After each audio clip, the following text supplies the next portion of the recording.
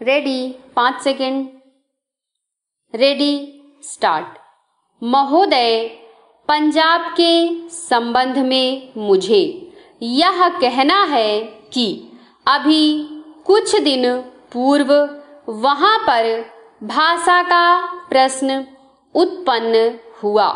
मेरा अपना विचार है कि जब भाषा के आधार पर पंजाब का विभाजन हो गया तो आज पंजाब की भाषा पंजाबी है और यह पंजाब के लोगों को निर्णय करना है कि वह पंजाबी किस लिपि के अंदर लिखी जाए। लेकिन एक बात मैं पंजाब की सरकार से आपके माध्यम से निवेदन करना चाहता हूँ कि आज जब पंजाब के अंदर 45% लोग इस प्रकार के हैं जो यह कहते हैं कि हमारी अपनी मातृभाषा हिंदी है, तो पंजाब की सरकार को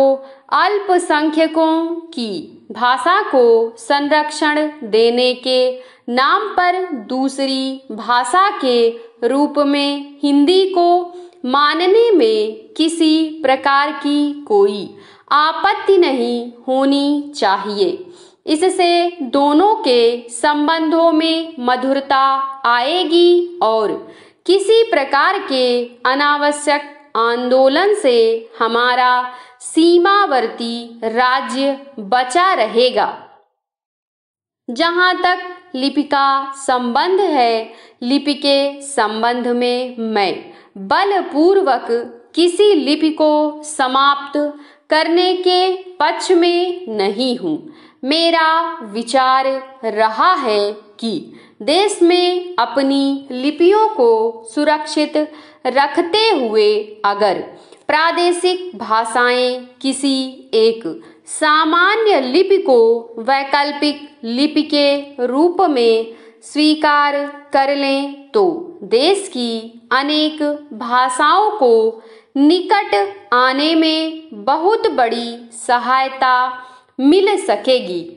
अगर पंजाब के लोग भी इसी आधार पर विचार कर सकें तो मैं समझता हूँ कि यह पंजाबी भाषा के हित में और देश की एकता के हित में होगा। अंतिम बात जिसको कहकर मैं अपना भाषण समाप्त करना चाहता हूँ वह है प्रश्न जो आज पंजाब और हरियाणा में तनाव का कारण बना हुआ है और वह है चंडीगढ़ का प्रश्न। सभापति जी, आपने देखा होगा कि कल इस प्रश्न को लेकर यहाँ एक गर्मा गर्मी का वातावरण भी उत्पन्न हुआ। इसके लिए मैं मुख्य रूप से केंद्रीय सरकार को दोषी मानता हूँ। सरकार की अपनी आदत है कि जो इस प्रकार के विवादास्पद प्रश्न होते हैं उनको लंबा टालने की इसकी प्रवृत्ति बन गई है। सरकार सोचती है कि अगर कोई प्रश्न लंबा टाला जाएगा तो लोग भूल जाएंगे और अंत में तनाव स्वतः ही नहीं रहेगा। इतिहास इस बात का साक्षी है कि जिस जिस प्रश्न को सरकार ने टालना चाहा, चाहे मैसूर महाराष्ट्र का सीमा विवाद का प्रश्न हो, गोदावरी या कृष्णा के जल का झगड़ा हो, महोदय पंजाब के अंदर चंडीगढ़ का झगड़ा हो, सरकार ने जिस झगड़े को टालना चाहा वह झगड़ा और अधिक उग्र रूप लेकर देश के और सरकार के सामने आया। इसलिए मैं चाहूँगा कि इस सरकार को आगे के लिए यह परंपरा डालनी चाहिए कि जब भी इस प्रकार के कोई प्रश्न आए तो उन प्रश्नों पर दृढ़ता से विचार किया जाए और तत्काल उनका समाधान किया जाए। वर्षों तक उन प्रश्नों को लटकते छोड़ लोगों को आपस में संघर्ष का अवसर नहीं देना चाहिए। मैं आपसे निवेदन कर रहा हूं कि जो राष्ट्रीयकरण के समर्थक हैं वे भी राष्ट्रीयकरण को साध्य नहीं मानते। प्रधानमंत्री ने स्वयं स्वीकार किया है कि अनेक देशों में बैंक सरकार के हाथ में हैं, लेकिन बैंक सरकार ने ले लिया तो समाजवाद आ गया, ऐसा कोई नहीं कह सकता। जिन देशों में समाजवाद नहीं है वहां बैंक सरकार के हाथों में हैं।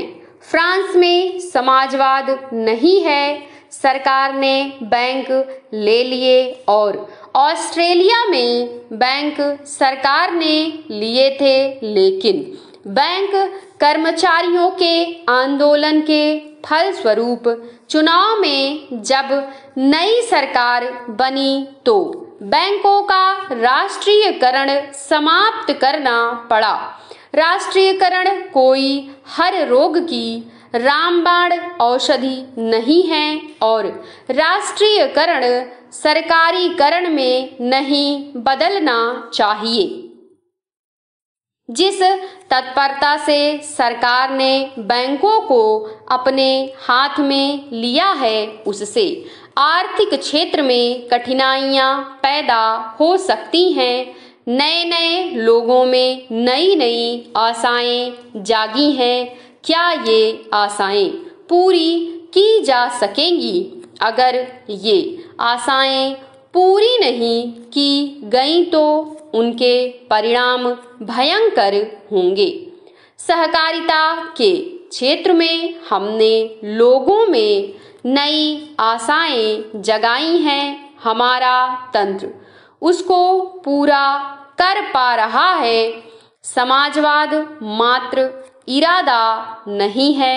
इरादे अच्छे हो सकते हैं, नेक हो सकते हैं, लेकिन जिस मिशनरी के द्वारा, जिस तंत्र के द्वारा वह इरादे व्यवहार में लाने हैं, अगर वह मशीनरी भ्रष्ट है, अगर वह तंत्र अक्षम है, अगर जनता के प्रति उनके हृदय में सहानुभूति नहीं है तो फिर राष्ट्रीयकरण भी सहकारिता की तरफ से एक बदनाम चीज हो जाएगी।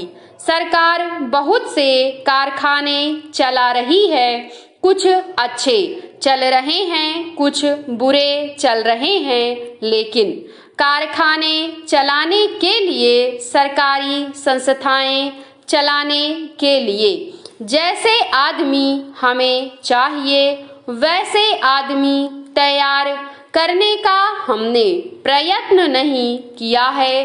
सार्वजनिक उद्योगों को सफल करना सरल नहीं होता। समाप्त।